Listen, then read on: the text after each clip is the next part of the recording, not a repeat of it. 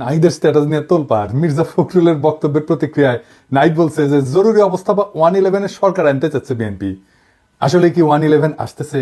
আওয়ামী শিবিরে উল্লাস, গর্ত থেকে বাইর হয়ে মিলিটারি কুয়ের স্বপ্ন দেখতেছে।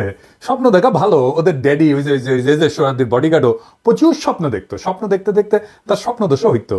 আল্লাহ বাঁচাইছে, তৈজসপত্র যদি জায়গা মতো পড়লোই নি, তাহলে আরো কয়টা আজ 10 জন্মাইলনি, দুটাই জান কালা কালা করে দিছে। আরো কয়টা থাকলে কি হইল নি আল্লাহ জানে। আমি নিজেও কইছি যে ওয়াকার কি সিসির মতো সরকার বানাইতে চায়। তাই অনেকের মনে হইতে পারে দাদাই তো কইছিল, তাইলে হইতেছেটা কি? কয়দিন আগে না দাদা কইলেন যে 75-এর সাথে মিল আছে, ছাত্ররা কোণঠাসা হইয়া যাইতে পারে। ছাত্ররা কিঞ্চিত কোণঠাসা হয়েছে, কথা সত্য। কিন্তু আমি এটাও মনে করি ছাত্ররা রাইট স্ট্র্যাটেজি নিলে এই অবস্থা থেকে উত্তরণ সম্ভব। প্রথমে আমরা কুয়ের বা জরুরি অবস্থার সম্ভাবনার কথা নিয়ে ভাবি, তার আগে একটা জিনিস বলেনি। সেটা হইতেছে যে রাজনীতিতে প্রিএমটিভ মেজার বলে কিছু কথা আছে, মানে আগে থাকতেই একটা ব্যবস্থা নেওয়া। তো ওয়াকারকে যখন বলছি যে সিসির মতো সরকার বানাইতে চাই কিনা, ওইটা ওয়াকারকে আমি সতর্ক করছি যে এই কামটা কইরেন না, সেই কথাটাই বলছি। তার মানে এইটা না যে ওয়াকার এটা করিচ্ছে।